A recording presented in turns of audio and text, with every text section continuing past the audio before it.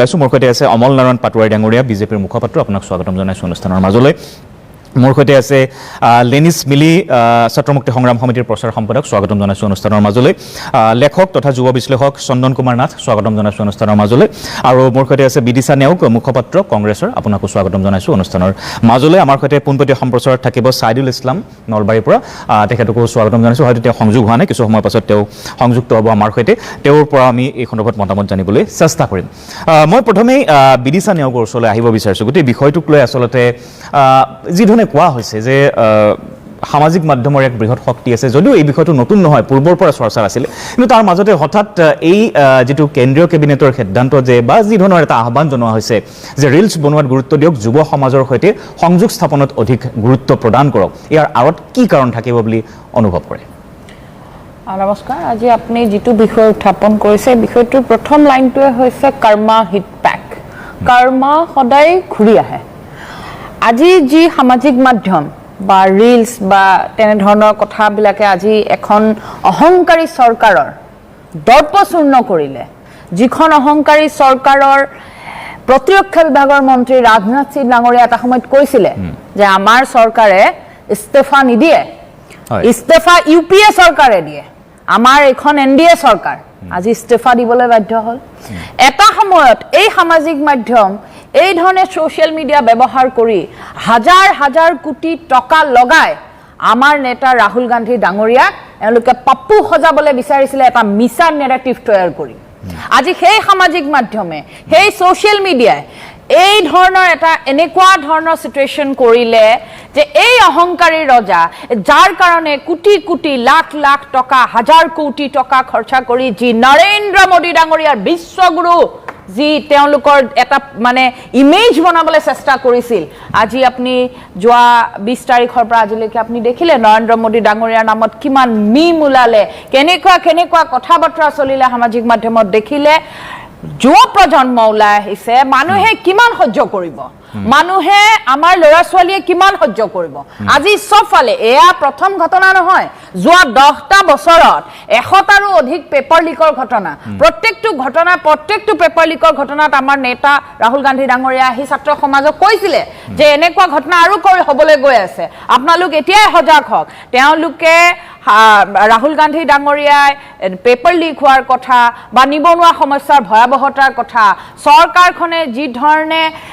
যি আমাৰ ডেমক্ৰেসিৰ পৰা তেওঁলোকে ডিক্টেটৰশিপলৈকে যেটো টাৰ্ন হয় এটা ট্ৰানজিশন পিৰিয়ড তেওঁলোকে যেটো লৈ আছিল ইয়াৰ পিছতে ডিক্টেটৰশিপ এক্স্যাক্টলি এতিয়া ডিক্টেটৰশিপ নাই হোৱাগে কাৰণ তেওঁলোকে কনস্টিটিউশনখন সলাবলৈ বিচাৰিছিলে কিন্তু সেই বাটেৰেই তেওঁলোক গৈ আছিলে গতিকে এই ধৰণৰ কথাবিলাকক যেতিয়া ৰাহুল গান্ধী ডাঙৰীয়া আমাৰ নেতা ৰাহুল গান্ধী ডাঙৰীয়া যেতিয়া হকিয়াই আছিল আজি আমাৰ ছাত্ৰসকলে যেতিয়া নিটৰ পেপাৰ লিক হ'ল যেতিয়া 21 জনকৈ ছাত্ৰই যেতিয়া সুইসাইড কৰিলে যোৱা 5টা বছৰত 90 জনতকৈ অধিক ছাত্ৰই যেতিয়া সুইসাইড কৰিলে এওঁলোকে কথাবোৰ গুৰুত্ব নিদিলে এওঁলোকে ভাবিলে যে আমি এই সাৰসপাৰ যেটো তেওঁলোকে নাৰা লগাই আছিল তাৰ পিছত এওঁলোকে যে 300ৰো কমি আহিলে 250ৰ তলত সিট পালে তেতিয়াও এওঁলোকৰ দৰ্পচূৰ্ণ নহল এওঁলোকৰ অহংকাৰে ইমান মূৰত ধৰিলে এওঁলোকে প্ৰথম কক্ৰোচ জনতা পাৰ্টি যেতিয়া আমাক কক্ৰোচ বুলি কোৱা হ'ল সিজিআই যেতিয়া আমাক কক্ৰোচ বুলি ক'লে যেতিয়া আমাৰ ল'ৰা ছোৱালী সোশ্যাল মিডিয়াত যেতিয়া মিলিয়ন ফলোৱাৰ হ'ল এওঁলোকে আমাক জোক মাৰিলে বিজেপি চৰকাৰ নেতা মন্ত্ৰী সকলে জোক মাৰিলে এজনেটো কৈ দিলে বোলে দুটামান কক্ৰোচ লটকাই দিলে এওঁলোক সিহা হৈ যাব তাৰ পিছত আমাৰ শান্তিপূৰ্ণভাৱে আন্দোলন হৈ থাকিল আৰু ইমান দিন হাংগাৰ ষ্ট্ৰাইকৰ পিছত সোণম ৱাংচুক যি আমাৰ ল'ৰা ছোৱালী যে শান্তিপূৰ্ণ প্ৰতিবাদ কৰি আছিল ৰিসেন্টলি তেওঁলোকে কি কৰিলে তেওঁলোকে আমাৰ ল'ৰা ছোৱালীক বৰ্বৰতাৰে আক্ৰমণ কৰিলে যন্ত্ৰৰ মন্ত্ৰত আজি ইভেন গুৱাহাটীটো আজিও সচলত আজিও আমাৰ ল'ৰা ছোৱালী উঠাই লৈ গৈছে তেওঁলোকে যন্ত্ৰৰ মন্ত্ৰত আক্ৰমণ কৰিলে তেওঁলোকক কোনে এইবিলাক অধিকাৰ দিলে তেওঁলোকে পালেট গান ইউজ কৰিলে তেওঁলোকে ল'ৰা ছোৱালীৰ ওপৰত ৱাটাৰ কেনন ইউজ কৰিলে ল'ৰা ছোৱালীবিলাকক আমাৰ যুৱতীসকলক এওঁলোকৰ পুলিচ অফিচাৰ এইখন চৰকাৰে অধিকাৰ নিদিয়া হলে এই পুলিচ অফিচাৰসকলে প্ৰাইভেট পাৰ্টত ল'ৰা ছোৱালী বিলাকক যি তেওঁলোকৰ যি পুলিচৰ লাঠি হেডালে খুচিলে হেডালে মৰিয়ালে তাৰ পিছতো আমাৰ ল'ৰা ছোৱালী কিন্তু থমকি নৰল আমাৰ ল'ৰা ছোৱালীয়ে সোশ্যাল মিডিয়াৰ যোগেদি সামাজিক মাধ্যমৰ যোগেদি একাংশ গদি মিডিয়া বুলি যি সকলক কোৱা হয় এই যি সকল একাংশ গদি মিডিয়া এটা নেৰেটিভ সৃষ্টি কৰিবলৈ বিচাৰিছিলে যে এয়া বাহিৰৰ পৰা ফান্ডিং আহিছে এওঁলোক এন্টি ন্যাশনাল এওঁলোকে পাকিস্তানৰ পৰা পইচা লৈছে, এওঁলোকে চাইনাৰ এজেণ্ট। এতিয়াতো আজিতো বৈদেশিক পৰিক্ৰমা বিভাগে কৈ দিলে যে বাহিৰৰ পৰা একো ফাণ্ডিঙে অহা নাই। গতিকে এনেকুৱা ধৰণৰ কথা বতৰা যেতিয়া তেওঁলোকে এটা গতি মিডিয়াই যেতিয়া এই ধৰণৰ নেৰেটিভ এটা সৃষ্টি কৰিবলৈ ধৰিলে, তেতিয়া আমাৰ ল'ৰা ছোৱালীয়ে কি কৰিলে, ছ'চিয়েল মিডিয়াৰ যোগেৰে হাতে হাতে মোবাইল ফোন লৈ পেলাই কিছু সংখ্যক ব্যক্তিগতভাৱেও যিসকলে আজিকালি বাতৰি পৰিৱেশন কৰে তেওঁলোকৰ জৰিয়তে গ্ৰাউণ্ড জিৰ' ৰিপৰ্টৰ জৰিয়তে গোটেই ভাৰতবাসীয়ে গোটেই বিশ্ববাসীয়ে দেখিলে যে মোদী চৰকাৰৰ আমোলত আমাৰ ল'ৰা ছোৱালীক কেনেকৈ আক্ৰমণ কৰা হ'ল, আমাৰ যুৱক যুৱতীসকলক কেনেকৈ আক্ৰমণ কৰা হ'ল। আৰু তাৰ পিছত যেতিয়া ছ'চিয়েল মিডিয়াৰ যোগেদি ইমানখিনি হ'ল, তেওঁলোকে নোৱাৰিলে, এতিয়া তেওঁলোকে ৰাতি 12টা বজাত তেওঁলোকৰ এই আপুনি কোৱা ধৰণে ভাই আৰু বেহনৰ পৰা যেতিয়া ফ্ৰেণ্ডছলৈকে আহিলে, কিন্তু নৰেন্দ্ৰ মোদী ডাঙৰীয়া আমাৰ ফ্ৰেণ্ডছ নহয়। আমাৰ ফ্ৰেণ্ড হোৱা হ'লেতো তেওঁলোকে আমাৰ ল'ৰা ছোৱালীক নেমাৰে, ফ্ৰেণ্ড হ'লেতো তেওঁলোকে এনেকৈ আমাৰ ছোৱালীবিলাকক আক্ৰমণ নকৰে, ফ্ৰেণ্ড হোৱা হ'লে আমাৰ ল'ৰা ছোৱালীবিলাকক বৰ্বৰভাৱে পেলেট গানটো ইউজ নকৰে। গতিকে তেওঁ চিধা কথা, তেওঁ আমাৰ ফ্ৰেণ্ড নহয়। আৰু তেওঁ যিটো ফ্ৰেণ্ডছ বুলি কৈ পেলাই কথাবিলাক আৰম্ভ কৰিলে, তাৰপিছতো দেখিলে তেওঁৰ তেওঁৰ ভিউজ হ'ল সেইটো তেওঁলোকে চলালে, কিন্তু আমাৰ প্ৰটেষ্ট নৰখিল। আমাৰ যন্তৰ মন্ত্ৰত আমাৰ ল'ৰা ছোৱালীয়ে প্ৰটেষ্ট কৰি থাকিল। আৰু আজি তেওঁলোকে বাধ্য হৈ ধৰ্মেন্দ্ৰ প্ৰধান এটা প্ৰতীক মাত্ৰ, তেওঁ এটা চিম্বল। শিক্ষা ব্যৱস্থাক দুৰ্বল কৰা, ভাৰতীয় শিক্ষা ব্যৱস্থা যি ধৰণে তেওঁলোকে দুৰ্বল কৰি পেলালে, অৰাজক সৃষ্টি কৰি পেলালে, যি ধৰণে দুৰ্নীতি কৰিলে, ধৰ্মেন্দ্ৰ প্ৰধান মাত্ৰ এটা প্ৰতীক হিচাপে আমি লৈছো। তেওঁক ইতিমধ্যে ৰেজিগনেশ্যন কৰিবলৈ বাধ্য কৰোৱা হৈছে। গতিকে ছ'চিয়েল মিডিয়াৰ পাৱাৰ তেওঁলোকে অনুধাৱন কৰিছে, আৰু সেইকাৰণে এই ধৰণৰ ৰিলছৰ জৰিয়তে তেওঁলোকে ৰিলছৰ শক্তি অনুধাৱন কৰিবলৈ দিছে। কিন্তু মই আকৌ কৈছো, ৰিলছ হওক, সামাজিক মাধ্যম হওক, যেনেকুৱা টেকনলজি ইউজ নকৰক, আজি ল'ৰা ছোৱালী, ভৱিষ্যতৰ যি ল'ৰা ছোৱালী, আমাৰ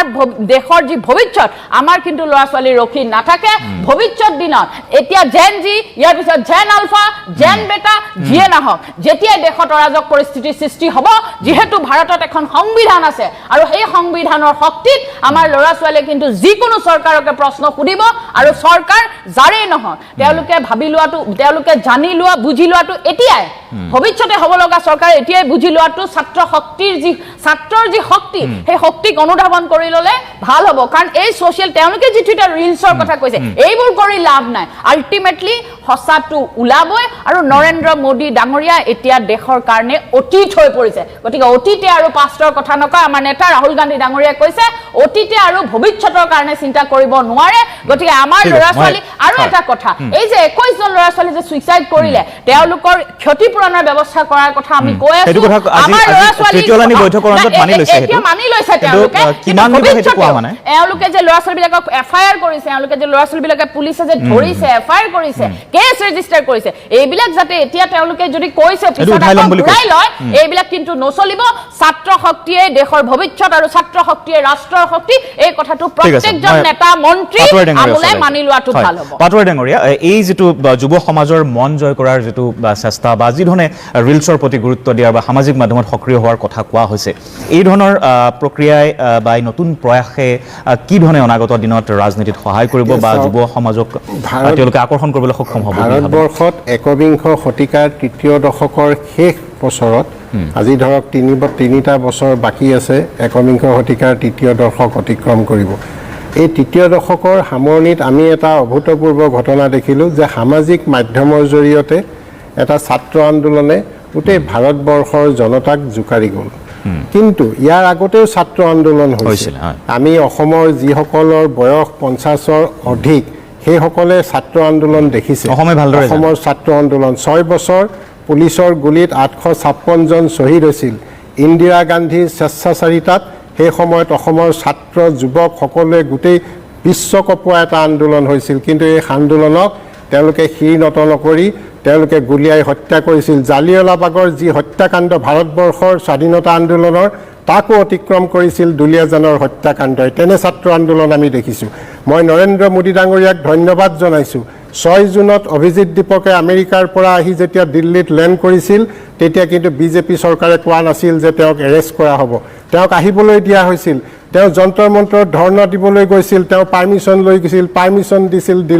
দিল্লী চৰকাৰে। সেই সময়ত দিল্লীত বিজেপি চৰকাৰ আছে, পাৰ্মিশ্যন দিছিল ধৰ্ণা দিবৰ কাৰণে। আৰু আজি 6 জুনৰ পৰা আজি 20 জুলাইলৈকে সেই যেতিয়া প্ৰথমবাৰ তেওঁলোকে যেতিয়া আন্দোলনকাৰী অভিজিত দীপকৰ লগতে CJPৰ কেইজনমানে আন্দোলনত বহিম বুলি ক'লে 20 জুলাই বৰ্ষাকালীন অধিৱেশন আৰম্ভ হৈছে ৰাতিপুৱা 10:30 বজাত তেওঁলোকে বহাৰ কথা ক'লে আৰু কেন্দ্ৰীয় মন্ত্ৰী জিতেন্দ্ৰ সিং আৰু JP নাড্ডা ডাঙৰীয়াই তেওঁলোকৰ দুজন প্ৰতিনিধিৰ সৈতে আলোচনাত বহিল প্ৰথমলানি বৈঠক আগবাঢ়িল তাৰ পিছত দ্বিতীয় লানি আলোচনা হ'ল আৰু আজি তৃতীয় লানি আলোচনা হৈ দুইটা পক্ষৰ সহানুভূতি আৰু সমৰ্থনত এই আন্দোলনৰ পৰিসমাপ্তি ঘটা বুলি জইণ্ট প্ৰেছ কনফাৰেন্স এখনৰ জৰিয়তে আজি সন্ধিয়াৰ ভাগত দুইগৰাকী কেন্দ্ৰীয় মন্ত্ৰী আৰু CJPৰ সৌৰভ দাস আৰু আশুতোষ তেওঁলোকে বহি সংবাদ মাধ্যমক সম্বোধন কৰি এই আন্দোলনৰ ইতিমধ্যে ইতি পেলাইছে আৰু চৰকাৰেও তেওঁলোকৰ যি দাবী আছিল গোটেইকেইটা দাবীয়ে মানি লৈছে যিসকল নিটৰ বাবে আত্মহত্যা কৰিছিল প্ৰত্যেককে চৰকাৰী নিয়ম মতে সৰ্বোচ্চ পৰিমাণৰ ক্ষতিপূৰণ দিয়াৰ দাবী মানি লৈছে যিসকলৰ বিৰুদ্ধে গোচৰ ৰুজু হৈছিল CJP আন্দোলনকাৰী সকলোৰে গোচৰ প্ৰত্যাহাৰ কৰিব বুলি কৈছে আৰু ধৰ্মেন্দ্ৰ প্ৰধান ডাঙৰীয়াই ইতিমধ্যে প্ৰধানমন্ত্ৰীৰ নিৰ্দেশত পদত্যাগ কৰিছে এতিয়া মূল কথাটো হ'ল গণতন্ত্ৰত আন্দোলন কৰাৰ সকলোৰে অধিকাৰ আছে হি ছাত্ৰই হওক যুৱকে হওক বা বৃদ্ধই হওক সকলোৰে অধিকাৰ আছে কিন্তু সেই অধিকাৰক চৰকাৰে সমৰ্থন কিমান দূৰ যুক্তি সহকাৰে কেনেদৰে লৈছে আজি আমি দেখিলো 6 জুনৰ পৰা 20 জুলাই বেছি সময় নহয় এটা ভাৰত কপোৱা আন্দোলন বুলিয়ে ক'ব লাগিব যদিও সামাজিক মাধ্যমৰ জৰিয়তে হৈছে সেই আন্দোলনটোক 1 মাহ পাৰ হোৱাৰ লগে লগে 1.5 মাহত প্ৰধানমন্ত্ৰী ডাঙৰীয়াই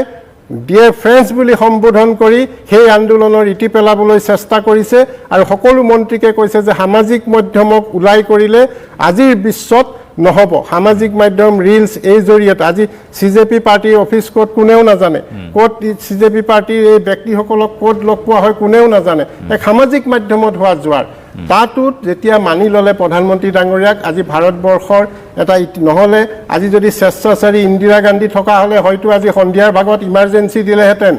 ইমাৰ্জেন্সি দি হয়তো সকলোকে জেলত ভৰালেহেঁতেন ইয়াৰ ইতিহাস আছে আমি অসমে ভোগ কৰি থৈছো অসমে ছাত্ৰ আন্দোলনৰ বিশ্বকপোৱা ছাত্ৰ আন্দোলনত আমি যিমান সাফাৰ কৰিছো অসমত ভাৰতবৰ্ষৰ কোনো ৰাজ্যই কৰা নাই আজি দুলিয়াজানৰ হত্যাকাণ্ডৰ কথা আমি পাহৰিলে নহব এই আন্দোলন কংগ্ৰেছে কৰা নাছিল এই আন্দোলন কোনো ৰাজনৈতিক দলৰ আন্দোলন নাছিল এই আন্দোলন আছিল কেইগৰাকীমান ভাৰতবৰ্ষক ভাল পোৱা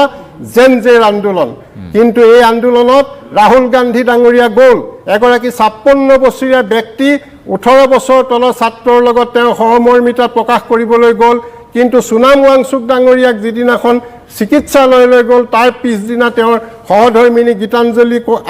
দেৱে সংবাদ মাধ্যমক ক'লে ৰাহুল গান্ধীত ইয়াৰ প্ৰয়োজন নাই ৰাহুল গান্ধী অহাটো আমি নিবিচাৰো এতিয়া আমি কংগ্ৰেছৰ সহায় ল'ব বিচৰা নাই আৰু CJP দলে এই কংগ্ৰেছৰ সহায়ত এই আন্দোলন কৰা নাই কংগ্ৰেছ আৰু বাওপন্থী SFI কিছুমানে বলপূৰ্বকভাৱে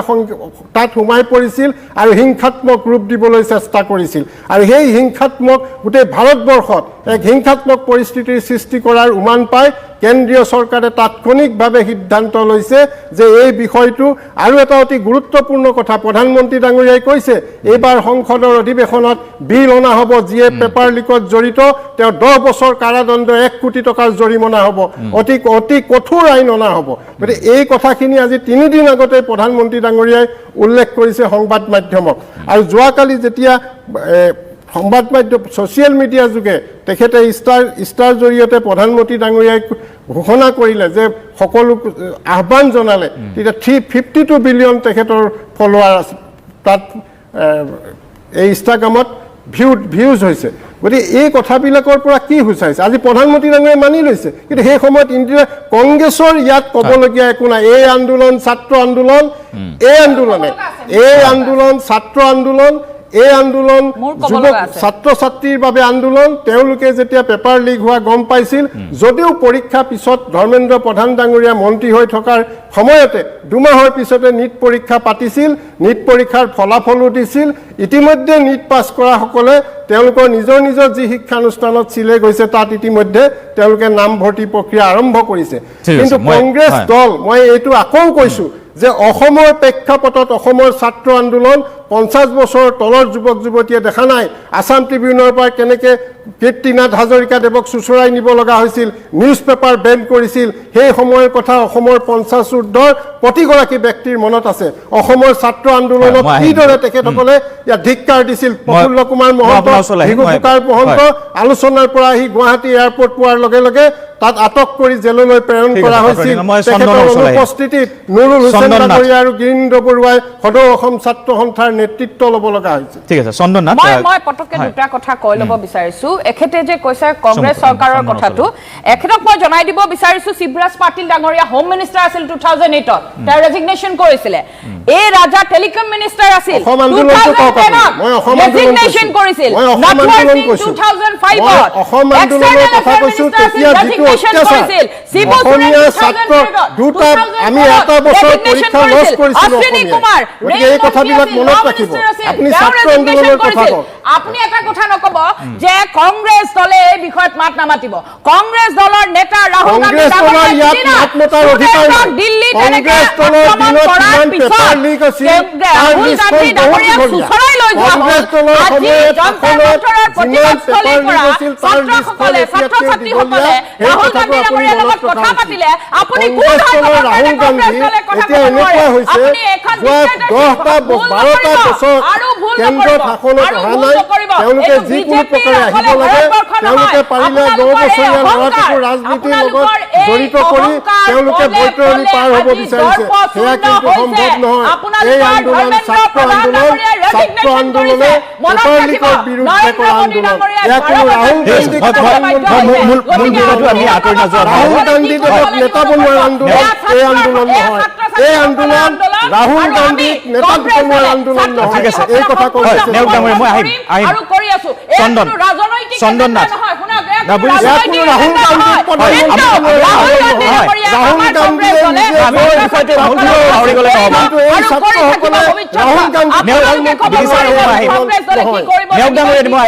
চন্দন কুমাৰ নাথৰ ওচৰলৈ আহিছো কি কয় বিষয়টো মানে এনেধৰণে যে সামাজিক মাধ্যমৰ এই শক্তি আৰু সমান্তৰালভাৱে ছাত্ৰ শক্তিৰ আজি বিজয়ৰ কথা কোৱা হৈছে আৰু এতিয়া মোদীৰ যি আহ্বান এই সন্দৰ্ভত কি ক'ব না চাওক প্ৰথম কথা যে মই জয়তে আমাৰ ছাত্ৰ শক্তিক মই ধন্যবাদ জনাব বিচাৰিছোঁ কাৰণ তেওঁলোকে এই যে কঠিন সময়ছোৱাত আজি কক্ৰজ জনতা পাৰ্টি যেতিয়া আৰম্ভ হৈছিলে সেইটো সময়ত আপোনাৰ ইয়াতে এইখন ষ্টুডিঅ'ত ইয়াতে বহি মই কৈছিলোঁ যে কক্ৰজ জনতা পাৰ্টি দল বুলি মই এইটো কাৰণে নকওঁ যে এওঁলোকে এটা ঢোট নিৰ্মাণ হৈছে এওঁলোকে এটা দল হোৱা নাই আৰু জেন জি বোলা যিটো কনচেপ্ট আছে সেইটো লাহে লাহে আমি দেখা পাইছিলোঁ যে চুবুৰীয়া ৰাষ্ট্ৰবিলাকত কেনেকৈ তেওঁলোকে প্ৰতিবাদী কাৰ্যসূচী অৱলম্বন কৰি তেওঁলোকে চৰকাৰ চেঞ্জ কৰিছিলে কিন্তু ক'ৰবাত নহয় ক'ৰবাত চাবলৈ গ'লে আমি এনেকৈ ভাবিবলৈ বাধ্য হৈ গৈছোঁ যে ভাৰতৰ প্ৰেক্ষাপটতো এনেকুৱা হ'ব নেকি হয়তো শাসনাধিষ্ঠ চৰকাৰখনৰ বিষয়ববীয়াসকলেও এইবিলাক ভাবিবলৈ বাধ্য হৈ গৈছে যে আমাৰ ইয়াতো তেনেকুৱা প্ৰভাৱ পৰিব নেকি যোৱা কালি মই দেখা পালোঁ যে আমাৰ দেশৰ প্ৰধানমন্ত্ৰী নৰেন্দ্ৰ মোদী ডাঙৰীয়াই ধুনীয়াকৈ যিটো শ্বৰ্ট ভিজুৱেলছ ফৰ্মেটছ বুলি কোৱা যায় যিহেতু মই মিডিয়া বেকগ্ৰাউণ্ডৰ ছাত্ৰ তাত আমি পঢ়িছিলোঁ এলগৰিদম কথাও আছে ইয়াতে কিন্তু তাত যেতিয়া শ্বৰ্ট ভিজুৱেলছ ফৰ্মেটত যেতিয়া ইনষ্টাগ্ৰামত দিয়া যায় তেতিয়া সাধাৰণতে আমি লক্ষ্য কৰোঁ যে এই শ্বৰ্ট ভিজুৱেল ফৰ্মেটছবিলাক সাধাৰণতে আমাৰ 19ৰ পৰা 30ৰ বয়সৰ ল'ৰা ছোৱালীবিলাকক টাৰ্গেট কৰি লোৱা হয় আৰু সাধাৰণতে আমাৰ যিহেতু আমাৰ প্ৰধানমন্ত্ৰীয়ে বাৰে বাৰে কৈ থাকে যে আমাৰ ভাৰতবৰ্ষখন এটা নৱপ্ৰজন্মৰ দেশ হয় 27% আমাৰ ইউথ আছে মানে 15 বছৰৰ পৰা 29 বছৰ বয়সলৈকে গতিকে তেনে ক্ষেত্ৰত যদি আমাৰ নৱপ্ৰজন্মৰ কথাখিনি যদি চৰকাৰে যদি নুশুনে তেনেহ'লে আমি চৰকাৰ কিয় পাতিছোঁ আৰু 2 নম্বৰ কথা এইটোৱে ক'ম যে এখন গণতান্ত্ৰিক দেশত আমাৰ সকলোৰে বাক স্বাধীনতা আছে আমি প্ৰশ্ন কৰিব পাৰোঁ যিহেতু এইখন আমাৰ চৰকাৰ আমি প্ৰশ্ন কৰিব পাৰোঁ আমি তাত উত্তৰো বিচাৰিম কিন্তু সেই বুলি এইটো নহয় যে তেওঁলোকে আমাৰ ওপৰত কন্দুৱা গেছ নিক্ষেপ কৰিব লাঠি চলাব সেইটো নহয় কাৰণ যিসকলে দিল্লী যন্ত্ৰ মন্ত্ৰত প্ৰতিবাদ চলাইছিলে তেওঁলোক কোনো অশিক্ষিত ব্যক্তি নহয় আপোনালোকৰ কথা জনাই দিওঁ যে তেওঁলোক একোটা এছপিৰেণ্ট হয় নীটৰ এছপিৰেণ্ট কোনোবা ইউজিচিনেটৰ হ'ব পাৰে আৰু লগতে মই এই পেপাৰ লিকৰ প্ৰশ্নটো যিহেতু উত্থাপন হৈছে মই এটা কথা কওঁ হয়তো খুব সম্ভৱ 2023 নে 24 আছে মই নিজে ভুক্তভোগী ইউজিচিনেট মই নিজে দিছিলোঁ প্ৰথমতে তেওঁলোকে CBT পাতিলে তাৰপিছত আৰু টিক মাৰ্ক তেনেকৈ পাতিলে MCQ বেষ্ট মই নিজে ভুক্তভোগী গতিকে কি ক'ম এই যেতিয়া পেপাৰ লিক হয় তাৰপিছত যিটো ফ্ৰাষ্ট্ৰেশ্যন থাকে ছাত্ৰ ছাত্ৰীবিলাকৰ সেইটো আমি নিজে পাইছোঁ মই নিজে ব্যক্তিগতভাৱে পাইছোঁ যেতিয়া মই পঢ়ি আছিলোঁ তেজপুৰ ইউনিভাৰ্চিটিত কিন্তু এতিয়া কথাটো হৈছে কি এই যিটো তেওঁলোকে আমাৰ দেশৰ প্ৰধানমন্ত্ৰীয়ে ফ্ৰেণ্ডছ বুলি সম্বোধন কৰিছে বা কংগ্ৰেছ বিজেপি যিয়ে নহওক এই যুদ্ধখন কোনো কংগ্ৰেছ বিজেপি নহয় এই যুদ্ধখন হৈছে আমাৰ ছাত্ৰ সমাজৰ আৰু এই যুদ্ধখনত এই মই নাভাবোঁ যে মই কোনো কক্ৰজ জনতা পাৰ্টি ছাপোৰ্ট নহয় মই নিজে জেন জি হয় মই আগতেও কৈছোঁ আজিও কৈছোঁ কক্ৰজ Janata party is totally a fake party কক্ৰজ জনতা পাৰ্টি কোনো কাম নাই মই আজি কৰিছোঁ ইয়াৰ পৰা কৈছোঁ কিন্তু এই আন্দোলনটো তেওঁলোকৰ নেতৃত্বতে হ'ল তেওঁলোকৰ নেতৃত্ব হৈছে কিন্তু সাধাৰণতে চাব গ'লে শেষৰ পৰ্যায়ত যেতিয়া সোণম ৱাংচুক ডাঙৰীয়া আহিলে তেতিয়া এই আন্দোলনৰ নেতৃত্ব বহুত শক্তিশালী হ'ল কিন্তু আগতে আমি দেখা পাইছোঁ যে এই আন্দোলন কেৱল ছ'চিয়েল মিডিয়াতে সীমাবদ্ধ আছিলে অভিজিৎ দেৱকে আহিলে ধুনীয়াকৈ আহিলে হাতত আমাৰ সংবিধানখন লৈ আছিলে বি আৰ আম্বেদকাৰৰ ফটো লৈছিলে ভাল লাগিলে দেখি ভাল লাগে এইবিলাক বস্তু কিন্তু বাস্তৱ ক্ষেত্ৰত চাবলৈ গ'লে ব্যৱহাৰিক ক্ষেত্ৰত আমি দেখা পাওঁ যে এইবিলাক কোনো ফলপ্ৰসূ নহয় সোণম ৱাংচুক ডাঙৰীয়া যেনেকৈ তেওঁলোক প্ৰতিবাদী কাৰ্যসূচী আৰম্ভ কৰিলে অনশন ল'লে যেনে ধৰণে তেওঁ আছিলে তাৰ জৰিয়তে এটা প্ৰতিফলিত হয় যে আমাৰ দেশৰ এতিয়া যুৱ শক্তি কেনেকৈ জাগ্ৰত হৈছে কাৰণ তেওঁৰ নেতৃত্বত জাগ্ৰত হৈছে মই নকওঁ যে ইয়াতে কক্ৰজ জনতা পাৰ্টীৰ অৰিহণা আছে তেওঁক সকলোৱে চিনি পায় সোণম ৱাংচুকৰ যি অৰিহণা আছে দেশৰ প্ৰতি ভাৰতবৰ্ষৰ প্ৰতি গোটেই বিশ্বৰ প্ৰতি তেওঁ সকলোৱে চিনি পায় কাৰণে আমাৰ ছাত্ৰ শক্তি বা আমি ওলাই আহিছিলোঁ কিন্তু এইটো নহয় যে কক্ৰজ জনতা পাৰ্টীৰ তলত থাকি আমি আগবাঢ়িছোঁ সেইটো নহয় আৰু মই এতিয়াও কৈছোঁ যে দেশত পৰিৱৰ্তন আনিব লাগিলে কোনো কক্ৰজ জনতা পাৰ্টীৰ দৰকাৰ নাই কোনো বিজেপিৰ দৰকাৰ নাই কোনো কংগ্ৰেছৰ দৰকাৰ নাই আমি নৱপ্ৰজন্ম হয় আমি উঠি অহা প্ৰজন্ম হয় ছ'চিয়েল মিডিয়া আমাৰ শক্তি মই ছ'চিয়েল মিডিয়াৰ শক্তি বুলি এইটো কাৰণে কৈছোঁ যিহেতু মই মিডিয়া বেকগ্ৰাউণ্ডৰ ছাত্ৰ আমি ছ'চিয়েল মিডিয়াৰ এলগৰিদমৰ প্ৰশ্ন আমাৰ আহিছিলে 4th ছেমিষ্টাৰ তাতে আমি লিখিছিলোঁ গতিকে এই এলগৰিদম বেছ যিটো আছিলে দেশৰ প্ৰধানমন্ত্ৰী ডাঙৰীয়াই বহুত দেৰি হ'ল একচুৱেলি আগতে কৰিব লাগিছিলে মই সাধাৰণতে এটা বস্তু কওঁ যে এই ক্ষেত্ৰত মই ধন্যবাদ জনাম মই কোনো বিজেপিৰ মুখপাত্ৰ নহয় কিন্তু এই ক্ষেত্ৰত মই ধন্যবাদ জনাম যে আমাৰ ৰাজ্যৰ মুখ্যমন্ত্ৰী ডক্টৰ হিমন্ত বিশ্ব শৰ্মা ডাঙৰীয়াক ধন্যবাদ জনাম তেওঁ মাজে সময়ে লাইভ আহি থাকে লাইভ আহি কিনে আমাৰ মানুহক সম্বোধন কৰে সেইটো ধন্যবাদ জনাম কাৰণ তেওঁ এই যিটো পাৱাৰ ছ'চিয়েল মিডিয়া পাৱাৰ তেওঁ আগতে গ্ৰহণ কৰিছিলে কিন্তু ক'ৰবাত নহয় ক'ৰবাত দেশৰ প্ৰধানমন্ত্ৰী বহুত দেৰি হ'ল সেই দেৰি হোৱাটোৱে আজি তেওঁৰ কাৰণে বহুত বিপদ মাতিলে আৰু এই যি ধৰ্মেন্দ্ৰ প্ৰধানে ৰেজিগনেশ্যন দিলে পদত্যাগ কৰিলে এইটো দিব লাগিবই কাৰণ তেওঁলোকে ভয় খাইছে অলৰেডি কাৰণ যি ধৰণে যন্ত্ৰ মন্ত্ৰৰ প্ৰতিবাদ হৈছে ধুনীয়াভাৱে শান্তিপূৰ্ণভাৱে এটা প্ৰতিবাদ চলি আছিলে তাৰ মাজত আহিল কোনোবা যদি লাঠি চালনা কৰে তাকো শিক্ষিত যুৱক যুৱতীসকলক কোনে সহ্য কৰিব কোনোবা ছোৱালীৰ প্ৰাইভেট পাৰ্টত মাৰি দিছে আমি নিজে ভিডিঅ' দেখিছোঁ সেইবিলাক কোনে সহ্য কৰিব এখন শিক্ষিত এখন স্বাধীনতাকামী দেশত য'ত নৱপ্ৰজন্মক সদায় কোৱা হয় বিজেপি চৰকাৰে যে আগস্থান দিয়ে আমি ভাল পাইছোঁ যে তেওঁলোকে যি পদোন্নতি লৈছে আমাৰ অসমতো দেখা পাইছোঁ চিফ মিনিষ্টাৰ ডাঙৰীয়া বহুত ধৰণৰ কাৰ্যসূচী হাতত লৈছিলে অভিলাষী আঁচনিও লৈছে আমি ভাল পাইছোঁ হ'ব লাগে কাৰণ এইবিলাক আমাৰ কাৰণে আমি যিটো প্ৰজন্মক প্ৰতিনিধিত্ব কৰোঁ জেনজি মই নিজে জেনজি সেইটোক আমি প্ৰতিনিধিত্ব কৰোঁ যিহেতু এইবিলাক লাগে আমাক দৰকাৰ কিন্তু তাৰ কথা এইটো নহয় যে আমি চৰকাৰী আঁচনি ল'ম বা কিবা ল'ম সেই বুলি আমি চৰকাৰ তলত থাকিম তেনেকুৱা নহয় আমাৰ প্ৰশ্ন কৰাৰ অধিকাৰ আছে আৰু সেই প্ৰশ্নৰ চৰকাৰে এটা উত্তৰ দিবই লাগিব আমাক হয় মই লেনিছ মিলিৰ ওচৰলৈ আহিছোঁ গোটেই বিষয়টোক লৈ কি ধৰণৰ মতামত আহিব তুমিও এগৰাকী ছাত্ৰই বাৰু গতিকে এই ধৰণৰ এটা পৰিৱৰ্তন আৰু সামাজিক মাধ্যমৰ যিটো শক্তি সেই শক্তিয়ে অনাগত সময়ত ৰাজনীতিৰ সমীকৰণ সলনি কৰিব বুলি ভাবিব পাৰি নেকি হয় জগদীশ দা মই প্ৰথমেই বৈপ্লৱিক অভিনন্দন জ্ঞাপন কৰিব বিচাৰিছোঁ আমাৰ দেশৰ ছাত্ৰ ছাত্ৰীসকলৰ সন্মিলিত যি প্ৰতিবাদ সেই প্ৰতিবাদে বহিঃপ্ৰকাশ ঘটালে CJPৰ মাধ্যমেৰে গতিকে মই অসমৰ ভাৰতবৰ্ষৰ প্ৰত্যেকগৰাকী ছাত্ৰ ছাত্ৰীক মই বৈপ্লৱিক অভিনন্দন জ্ঞাপন কৰিছোঁ যে আজি ছাত্ৰ সমাজৰ বাবে আজি এটা ঐতিহাসিক দিন আৰু এই কথাটো প্ৰমাণ হ'ল যে প্ৰতিবাদৰ অবিহনে বা আজৰি ননাকৈ আমাৰ ছাত্ৰ ছাত্ৰীসকলৰ প্ৰতি তেওঁলোকৰ নিৰ্দিষ্ট সময়ত যে তেওঁলোকে ছাত্ৰ ছাত্ৰীসকলক বুজনি দিব লাগে বা তেওঁলোকৰ দাবীসমূহ যে মানি ল'ব লাগে তেওঁলোকৰ এতিয়ালৈকে সন্মতি নহ'ল আজি 33টা দিন উকলি যোৱাৰ পাছত তেওঁলোকৰ চকুৰ মুকলি হ'ল গতিকে মই সেই ক্ষেত্ৰত আমাৰ সমগ্ৰ ছাত্ৰ সমাজক পোনপ্ৰথমেই বৈপ্লৱিক অভিনন্দন জ্ঞাপন কৰিছোঁ আৰু চন্দনদাৰ কথাষাৰৰ আঁত ধৰিয়ে মই এটা কথা ক'ব বিচাৰিছোঁ যে এই যিটো আন্দোলন এই আন্দোলনটো আচলতে সমগ্ৰ ভাৰতবৰ্ষৰ ছাত্ৰ সমাজৰ এটা আচলতে ক্ষোভৰ বহিঃপ্ৰকাশ আছিলে আৰু কক্ৰজ জনতা পাৰ্টি এটা মাধ্যম আছিলে আৰু আজি আমি প্ৰথমে ইয়াত যদি স্মৰণ কৰিব লাগিব তেন্তে আমি পোনপ্ৰথমে মহামানৱ মহাত্মা গান্ধীক আজি এইখন মঞ্চৰ পৰা আমি স্মৰণ কৰিছোঁ তেওঁ দেখুৱাই থৈ যোৱা বাট যি অহিংস আন্দোলনৰ বাট সেই অহিংস আন্দোলনৰ বাট এতিয়াও সঠিক এতিয়াও প্ৰাসংগিক আৰু আমি দ্বিতীয়গৰাকী ব্যক্তিৰ কথা ইয়াত আমি আলোচনা কৰিব লাগিব সোণম ৱাংচুক ডাঙৰীয়া তেখেতে এই গোটেই আন্দোলনটোত আচলতে লেজিটিমাইজ বা বৈধতা প্ৰদান কৰিলে এই যিটো আন্দোলন বিক্ষিপ্তভাৱে হৈ আছিলে বিভিন্ন প্ৰান্তত সোণম ৱাংচুকৰ দৰে এগৰাকী নেশ্যনেল ফিগাৰ যিগৰাকী ব্যক্তিক ভাৰতবৰ্ষৰ সকলো লোকে সমাদৰ কৰে আৰু তেখেতে যথেষ্ট অৱদান আগবঢ়াইছে সেই ব্যক্তিগৰাকী যেতিয়া এই আন্দোলনত পদাৰ্পণ কৰিলে সেই আন্দোলনে সমগ্ৰ নেশ্যন ৱাইড এটা ব্যাপকতা লাভ কৰিবলৈ বা এটা লেজিটিমেচি লাভ কৰিবলৈ সক্ষম হ'ল আৰু মই খুব যুৱ প্ৰজন্মৰ এগৰাকী ইউথ হিচাপে মই ক'ব বিচাৰোঁ আমি ভাৰতবৰ্ষৰ গোটেই জনগাঁথনিটো যদি আমি চাওঁ তেনেহ'লে ভাৰতবৰ্ষখন হৈছে এখন যুৱ প্ৰধান দেশ অৰ্থাৎ ভাৰতবৰ্ষৰ জনসংখ্যাৰ 40% আমি ইউথ অৰ্থাৎ 35 বছৰৰ আণ্ডাৰৰ বা 35 বছৰলৈকে 40% মানুহ আছে আৰু কোৱা হৈছে যে youth is the hope of our future আৰু এটা কথা আপোনালোকে লক্ষ্য কৰিব যে যিহেতু ইনষ্টাগ্ৰামৰ কথা ওলাই আছে যিহেতু ছ'চিয়েল মিডিয়াৰ কথা ওলাই আছে আৰু যিহেতু ডিজিটেল মিডিয়াৰ কথা উলিয়াই আছে আৰু এই গোটেই CJP আন্দোলনটো বা তেওঁলোকৰ জন্মগ্ৰহণ কৰা বৃত্তান্ত ইতিহাস বৃত্তান্ত বা তেওঁলোকে যি ধৰণে সমগ্ৰ ভাৰতবৰ্ষত বা যন্তৰ মন্ত্ৰৰ পৰা আৰম্ভ কৰি পৰৱৰ্তী সময়ত বিভিন্ন ৰাজ্যলৈ আন্দোলনটো বিয়পি গ'ল তাৰ মূল ভিত্তিটো আছিলে কিন্তু ডিজিটেল মিডিয়া ছ'চিয়েল মিডিয়া বা ইনষ্টাগ্ৰামৰ জৰিয়তে ব্যাপক প্ৰচাৰ আৰু প্ৰসাৰ লাভ কৰিবলৈ সক্ষম হৈছিলে আৰু এইখিনিতে যদি মই এটা কথা কওঁ যে ভাৰতবৰ্ষৰ 40% যুৱ প্ৰজন্মৰ ভিতৰত তাৰ 90%ই ভাৰতবৰ্ষৰ ইনষ্টাগ্ৰাম বা অন্যান্য ইনষ্টাগ্ৰাম প্লেটফৰ্মটো 90%ই তেওঁলোক যুৱ তেওঁলোক ইউথ আৰু এটা কথা কওঁ যে আজিৰ যুৱ প্ৰজন্মই এটা কথাত অন্তত কম্প্ৰমাইজ নকৰে বুলি ভাবো আৰু সেই কম্প্ৰমাইজ নকৰা বিষয়টোৱে হৈছে শিক্ষা এডুকেশ্যন কাৰণ এতিয়া হৈছে গ্লোবেলাইজেশ্যনৰ যুগ আৰু এতিয়া হৈছে আপোনালোকে জানে যে সমগ্ৰ পৃথিৱীখন এটা গোলকীয় গাঁৱত পৰিণত হৈছে মানুহে ট্ৰেণ্ড ফ'ল' কৰিবলৈ শিকিছে ছাত্ৰ ছাত্ৰীয়ে ট্ৰেণ্ড ফ'ল' কৰিবলৈ শিকিছে তেওঁলোকে আজি বিদেশৰ তেওঁলোকে আজি ক'ৰ ফ'ল' কৰিব ট্ৰেণ্ড ক'ৰ তেওঁলোকে ফ'ল' কৰিব যিসমূহ উন্নত ৰাষ্ট্ৰ আছে তাৰ শিক্ষা ব্যৱস্থাৰ ট্ৰেণ্ড ফ'ল' কৰিব আজি আমাৰ অভিভাৱকসকলে বা বহুতো এনেকুৱা পেৰেণ্টছ আছে ভাৰতবৰ্ষত বা বিভিন্ন গাঁৱত প্ৰান্তে প্ৰান্তে যে তেওঁলোকে কিবা অসহায় অৱস্থাৰ কাৰণে কেতিয়াবা আঁচনি বা অন্যান্য প্ৰলোভনৰ নামত তেওঁলোকে কম্প্ৰমাইজ কৰিবলগীয়া হয় কিন্তু ছাত্ৰসকল তেওঁলোকৰ মূৰত কোনো বুজা নাই তেওঁলোকে ৰেচনেলি ভাবিব জানে তেওঁলোকে অবজেক্টিভ আৰু তেওঁলোকে মানুহক একাউণ্টেবল কৰিব পাৰে তেওঁলোকে জনসাধাৰণ তেওঁলোকে যিসকল ৰাজনীতিবিদ আছে তেওঁলোকে দে উইল মেক একাউণ্টেবল তেওঁলোকক একাউণ্টেবল কৰিব পাৰিব তেওঁলোকক কুৱেশ্যন কৰিব পাৰিব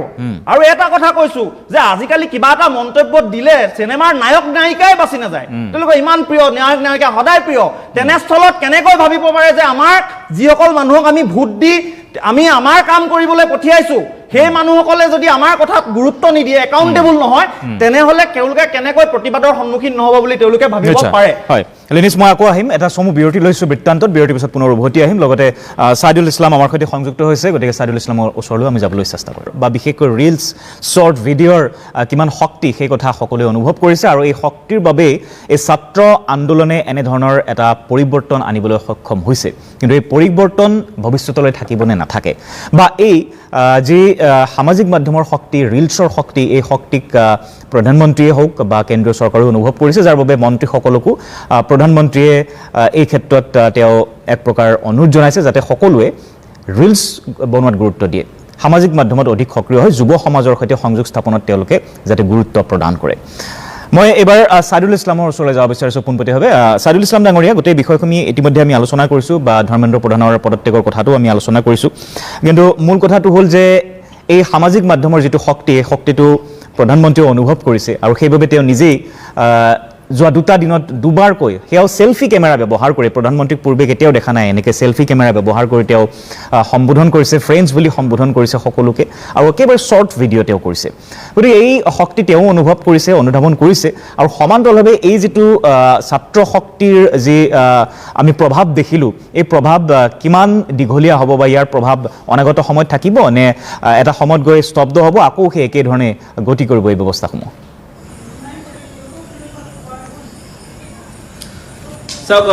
বিষয়টো অত্যন্ত গুৰুত্বপূৰ্ণ কাৰণ এই গোটেই বিষয়টো জড়িত হৈ আছে আপোনাৰ শিক্ষাৰ সংস্কাৰৰ বিষয়টোৰ লগত গতিকে আজি বা যোৱা দুটা দিনত যিখিনি ঘটনা ঘটিছে এই গোটেই ঘটনাক্ৰমৰ পিছত আমি এটা কথা ক'ব পাৰোঁ যে এই ঘটনাক্ৰমখিনি যদি আজিৰ পৰা একমাহ আগত ঘটাহেঁতেন হয়তো আমি চৰকাৰক বৰ মুকলিকৈ সাধুবাদ দিলোঁহেঁতেন যে চৰকাৰে এই গোটেই কথা বতৰাখিনি খুব গুৰুত্ব সহকাৰে দায়িত্ব সহকাৰে লৈছে আমি তেনেকৈ হয়তো সেই বৰ মুকলিকৈ আপোনাৰ এনেকুৱা অনুষ্ঠানৰ মাজেদি বৰ মুকলিকৈ কথাটো ক'বলৈ ভাল পালোঁহেঁতেন কিন্তু গোটেই বিষয়টো এতিয়া এনেকুৱা পৰ্যায়লৈকে গুচি গ'ল য'ত এগৰাকী দেশৰ অত্যন্ত গুৰুত্বপূৰ্ণ ব্যক্তি সোণম ৱাংচুক মই বৰ বিশেষ বহলাই ক'বলৈ নাই সকলোৱে জানে সোণম ৱাংচুকৰ নিচিনা এগৰাকী ব্যক্তিয়ে 26 দিনলৈকে এতিয়া আপোনাৰ অনশন কৰিব লগা হ'ল তেওঁৰ শৰীৰৰ ওজন কমি পেলাই একেবাৰে মাচুলবিলাক একেবাৰে শুকাই যোৱাৰ নিচিনা অৱস্থা গতিকে এই 26 দিনলৈকে আপোনাৰ এটা পৰিৱেশ হৈ থাকিলে 20 দিনৰ দিনা তেওঁক অনশনথলীৰ পৰা আঁতৰাই নিয়া হ'ল তাৰ পৰৱৰ্তী পৰ্যায়ত এক সমৰসজ্জাৰ নিচিনা পৰিৱেশ নিৰ্মাণ হ'ল এই গোটেই পৰিৱেশটোৰ মই ভাবোঁ যে ক'ৰবাত চৰকাৰৰ এটা সেই ইগ'টো দেখা পোৱা যেন অনুভৱ হয় মই এই গোটেই কথাটো এই ধৰণে ভাবোঁ আমি মহাত্মা গান্ধী যেতিয়া লাখুটি আছিল লাঠি আছিল মহাত্মা গান্ধীৰ লাঠি বা আমি মহাত্মা গান্ধী যিডাল লগত লৈ পেলাই ঘূৰিছিল লাখুটি বুলি কওঁ সেই লাখুটিডাল আৰু পুলিচৰ যি লাঠি এই লাঠিৰ মাজত যিটো শক্তিৰ যিটো এতিয়া আমি তাৰতো মই দেখিলোঁ আমি ক'ৰবাত কিন্তু ভাবিছোঁ যে মহাত্মা গান্ধীৰ সেই লাখুটিডাল আমি ধৰি থাকিব লাগিব মহাত্মা গান্ধীৰ লাখুটিডালৰ শক্তি কিন্তু আজিও অসম ভাৰতৰ প্ৰেক্ষাপটত একেবাৰে প্ৰাসংগিক হৈ আছে এই কথাটো এই গোটেই কথা ঘটনাক্ৰমে প্ৰমাণ কৰিলে এই দ্বিতীয় কথাটো আটাইতকৈ গুৰুত্বপূৰ্ণ সেইটো হৈছে গণতন্ত্ৰত আন্দোলনৰ যিটো প্ৰাসংগিকতা বা প্ৰয়োজনীয়তা এই বিষয়টো এই যিটো আন্দোলনৰ এটা পৰিসমাপ্তিৰ পৰ্যায়লৈকে আহিলে এটা সিদ্ধান্তলৈকে আহিলে এইটো অত্যন্ত গুৰুত্বপূৰ্ণ ভাল কথা একে সময়তে এই আন্দোলন এটাৰ যিটো গুৰুত্ব চৰকাৰ এখনে বিগত সময়ত দুটা আন্দোলনক এই গোটেই 10টা বছৰত অত্যন্ত গুৰুত্ব সহকাৰে ডিল কৰিব লগা হ'ল এটা হৈছে কৃষক আন্দোলন তাৰ পৰৱৰ্তী সময়ত আমি দেখিলোঁ এই যিটো ছাত্ৰ আন্দোলনটো এই ছাত্ৰ আন্দোলনটোক প্ৰথমতে ডিছক্ৰেডিট কৰিবলৈ বিভিন্ন ধৰণৰ কথা বতৰা হোৱা দেখিলোঁ এক প্ৰকাৰ সোণম ৱাংচুকক চীনৰ এজেণ্টলৈকে বনাই দিয়া হ'ল তাৰ পৰৱৰ্তী সময়ত এই আন্দোলনটোৰ মাজত এই ধৰণৰ প্ৰশ্ন কৰা যে যিসকল ইয়াতে অংশগ্ৰহণ কৰিছে তেওঁলোক ছাত্ৰ ছাত্ৰী বা নীট পৰীক্ষাৰ্থী হয়নে নহয় গতিকে এই গোটেই কথা বতৰাৰ মাজত এটা পৰ্যায়লৈকে এই গোটেই আন্দোলনটোক প্ৰথম পৰ্যায়ত ইগনোৰ ছেকেণ্ড পৰ্যায়ত ডিছক্ৰেডিট আৰু তাৰ পৰৱৰ্তী সময়ত আন্দোলনটোৰ দৃঢ়তা আৰু আন্দোলনটোৰ শক্তিৰ গোটেই শক্তিয়ে এই চৰকাৰ এখনক এক প্ৰকাৰ বাধ্য কৰালে যে এটা পদত্যাগৰ যিটো দাবী সেই দাবীটো পূৰণ হ'ল মোৰ বিষয়টো পদত্যাগলৈকে নহয় পদত্যাগলৈকে একাউণ্টেবিলিটি ফিক্স হ'ল এইটো ভাল কথা কিন্তু মই ভাবোঁ যে accountability must accompany reform education system reform এই চিষ্টেম ৰিফৰ্মটোৰ জৰিয়তে গোটেই বিষয়খিনি কি ধৰণে অনাগত দিনত সিদ্ধান্তলৈকে আহিব এইটো এটা গুৰুত্বপূৰ্ণ প্ৰশ্ন তাৰ পৰৱৰ্তী যিটো আপুনি মূল প্ৰশ্ন আছিল সেই মূল প্ৰশ্নলৈকে যদি আহোঁ যে ছ'চিয়েল মিডিয়াত ৰীল বনোৱা যিটো কথা বতৰা ৰীল বনোৱা কথা বতৰাটোৰ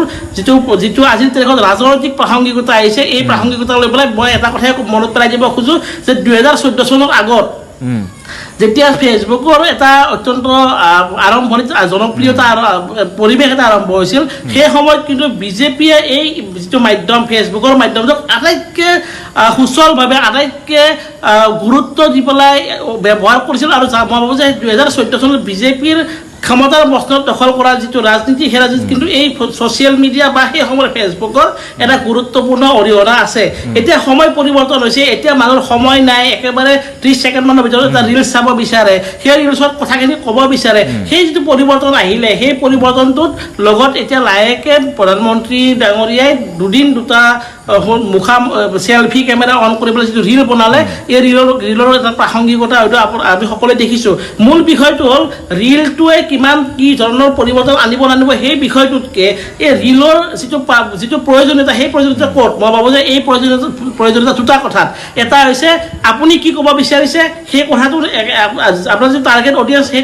টাৰ্গেট অডিয়েঞ্চক বুজাব লাগিব দ্বিতীয়টো হৈছে আপুনি এই ৰীলছক কি ধৰণে ব্যৱহাৰ কৰি পেলাই ৰাজনৈতিক ভাৱে ভোটাৰক আপুনি এক প্ৰকাৰ প্ৰভাৱিত কৰিব বিচাৰে এই দুটা বিষয় মই ভাবোঁ যে ভোটাৰৰ প্ৰভাৱৰ যিটো বিষয় সেই বিষয়টো এতিয়া আমি আজিয়ে কৈ দিব নোৱাৰোঁ যে সোণম ৱাংচুকৰ অনশনৰ এটা সিদ্ধান্ত ওলাব এই আন্দোলনৰ যিটো সিদ্ধান্ত এতিয়া ওলাইছে এই সিদ্ধান্তৰ সুফল আমি পাম এই গোটেই বিষয়টো কাইলৈ হয়তো এনেকুৱা দিনো আহিব পাৰে যে এই গোটেই CJP আন্দোলনটোৰ পৰৱৰ্তী সময়ত CJPটো ডিছক্ৰেডিট হ'ব পাৰে নহ'বও পাৰে কিন্তু মূল বিষয়টো হৈছে এই আন্দোলনটোৱে যিটো মৌলিক প্ৰশ্ন উত্থাপন কৰিছে নিটৰ যিটো পেপাৰ লিকেজৰ প্ৰশ্ন চিষ্টেম সলনিৰ যিটো প্ৰশ্ন এই মৌলিক প্ৰশ্নবিলাকৰ যিটো উত্তৰ সেই উত্তৰটো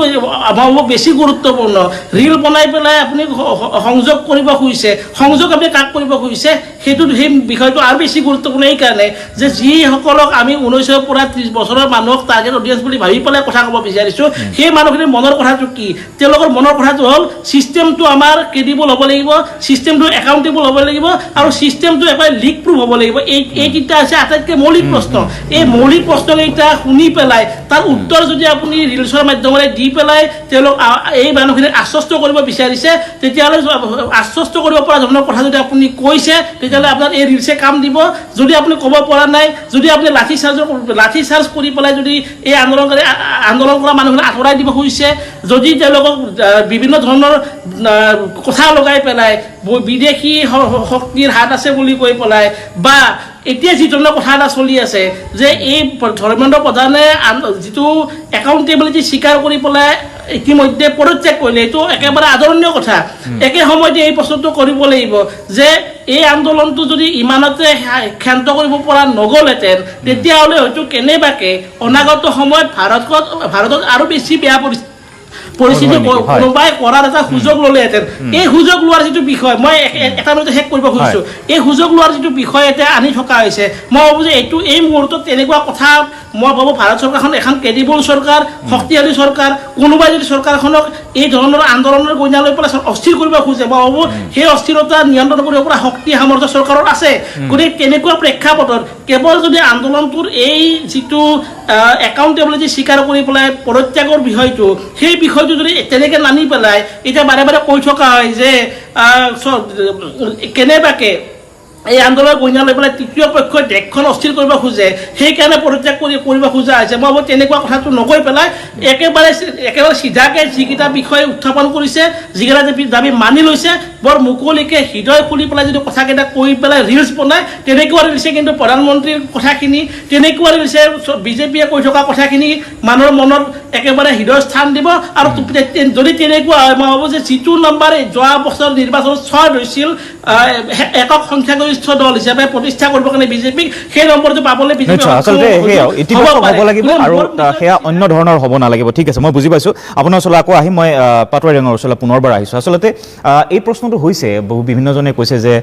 যি ধৰণৰ আন্দোলনৰ তীব্ৰ ৰূপ দেখিবলৈ পোৱা গ'ল বা এই আন্দোলনে আৰু দীঘলীয়া হ'লে এক অন্য ধৰণৰ পৰিৱেশ হ'লহেঁতেন দেশত বা দিল্লীত। গতিকে সেনেধৰণৰ পৰিস্থিতিৰ কথা অনুভৱ কৰিয়ে চৰকাৰে মান্তি হ'ল, বা এই যে প্ৰধানমন্ত্ৰীয়ে বিষয়টোক লৈ মুখ খুলিবৰ বাবে 2 মাহ সময় ল'লে, এই বিষয়সমূহক লৈ কিন্তু বিভিন্নজনৰ প্ৰশ্ন আছে, বিৰোধীৰে হওক বা বিভিন্নজনৰ। আৰু সমান্তৰালভাৱে মোহন ভাগৱতেও আনকি এই বিষয়টোক লৈ চৰকাৰক এক প্ৰকাৰ সকিয়নি দিছে যে যুৱ সমাজক বা যুৱ প্ৰজন্মৰ তেওঁলোকৰ যি ভাৱ সেয়া অনুধাৱন কৰাটো প্ৰয়োজন, আদেশেৰে নহয় আলোচনাৰ প্ৰয়োজন বুলিও তেওঁ কৈছে। এতিয়া চাওক, এই আন্দোলনটো আছিল ছাত্ৰ সমাজৰ আন্দোলন। পৰীক্ষাত প্ৰশ্নকাকত, বিশেষকৈ নীট পৰীক্ষাৰ প্ৰশ্নকাকত ফাদিলক লৈ ভাৰতবৰ্ষৰ ছাত্ৰ সমাজে ক্ষোভিত হৈ এই আন্দোলনত বহিছিল। আৰু আন্দোলনৰ দিন যিমানে আগবাঢ়ি আছিল, সিমানে কংগ্ৰেছ বামপন্থীকে ধৰি কিছুমান দলে এই আন্দোলনটোক হাইজেক কৰিব বিচাৰিছিল। মই কক্ৰোচ পাৰ্টীয়ে কওক বা ছাত্ৰ সমাজকে মই ধন্যবাদ দিছোঁ, তেওঁলোকে এটা লক্ষ্যৰ ফালে গৈ আছিল। আৰু তেওঁলোকৰ যি লক্ষ্য আছিল যে এই নীট পৰীক্ষা ফাদিল ব্যৱস্থাটো বন্ধ কৰিব লাগিব,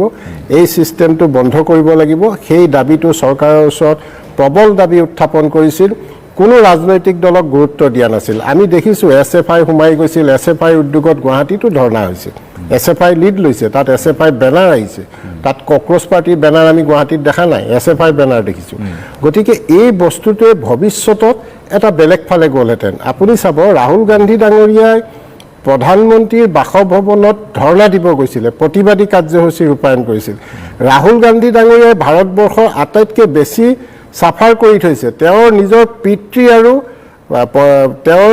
আইতাকক হেৰুৱাইছে সন্ত্ৰাসবাদীৰ গুলীত। 2গৰাকী প্ৰধানমন্ত্ৰী ভাৰতবৰ্ষত গুলীয়াই হত্যা কৰিছে। গতিকে প্ৰধানমন্ত্ৰীৰ বাসভৱনৰ নিৰাপত্তা কিমান কটকটীয়া হ'ব লাগিব। সেই সময়ত যিয়ে প্ৰতিবাদ নকৰক, তাক আৰক্ষী সদায় সষ্টম হৈ থাকে। তাত SPGয়ে হওক বা যি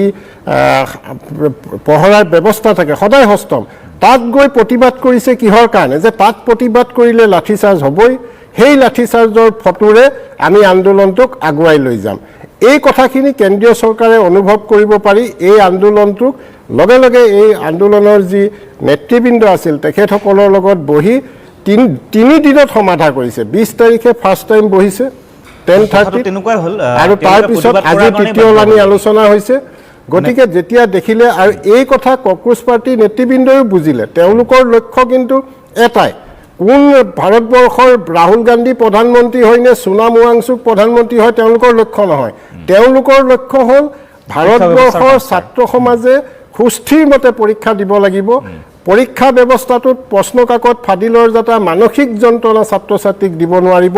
ছাত্ৰ ছাত্ৰীৰ সমস্যাক লৈহে আন্দোলন। ইয়াত কোনোবাই গৈ আন্দোলন হাইজেক কৰিব গৈছে, তেওঁলোকে কিন্তু তাৰ পিছত যোৱা নাই। আৰু যিটো দিল্লীত লাঠিচাৰ্জ হ'ল প্ৰধানমন্ত্ৰীৰ বাসভৱনৰ সন্মুখত, সেয়া ৰাহুল গান্ধীয়ে হওক বা বিজেপিৰো যদি কোনোবা নেতাই গৈ কালি তাত ধৰ্ণা দিব যায়, তাত লাঠিচাৰ্জ হ'ব। প্ৰধানমন্ত্ৰীৰ বাসভৱনৰ নিৰাপত্তা ভাৰতবৰ্ষৰ কিমান সষ্টম হৈ থাকে। মই আগতেই কৈছো হয়, ৰাহুল বিদিশা গান্ধী নেওগ ডাঙৰীয়াই গছৱালা ভালকে হৈছে। জানে হয়। তেওঁৰ পৰিয়ালৰ দুগৰাকী ব্যক্তিক বুজিছো হত্যা মানে কৰিছে। কি এতিয়া হাইজেক হৈছে নে আমি নাজানো কিন্তু সেইটো না, এটা hijack অন্য কথা। কৰিব নোৱাৰিলে। হয়, আজি- নোৱাৰিলে কিন্তু এইটো কথাও ঠিক যে প্ৰতিবাদ কেৱল ছাত্ৰই কৰিব লাগিব বা কোনোবা এটা চামেই কৰিব লাগিব কথা নাই, বিৰোধীও প্ৰতিবাদ কৰিব লাগিব গণতান্ত্ৰিক দেশত, সেই হিচাপে নিশ্চয় প্ৰতিবাদ কৰিছে। প্ৰতিবাদ গতিকে- তেওঁলোকে সংসদত উত্থাপন কৰিব, সংসদ বহিবই দিয়া হয়, নাই। এইখিনিতে এটা সংসদৰ অধিৱেশন চলিব দিয়া নিশ্চয়, নাই। সেই অধিৱেশনৰ তেওঁ এগৰাকী প্ৰসংগতে মই ক'ব MP, বিচাৰিছো যে তেওঁ লিডাৰ অফ দ্য এই, অপজিশ্যন, তেওঁ সংসদত তালফাল কৰিব বিৰোধীয়ে লাগিছে এটা প্ৰশ্ন বিষয়টো। কৰিছে তেওঁতো সংসদ যে 20 মোদীয়ে তাৰিখৰ যে- পৰা সংসদ স্তব্ধ মোদীয়ে যে কৰি লাইভত ক'লে, লাইভত যিখিনি কথা ক'লে সেইখিনি সদনৰ মজিয়াত কিয় নক'লে? এইটোৱে। এটা একাউণ্টেবিলিটি একদম- থাকিলেহেঁতেন, একদম লাজ নাই লিখিত বুলি হিচাপ কয় যে, থাকিলেহেঁতেন, একদম লাজ সেইটো কথা নাই কিয় তাৰ নক'লে? লাজ নাই, ৰাহুল গান্ধী লাজে নাই,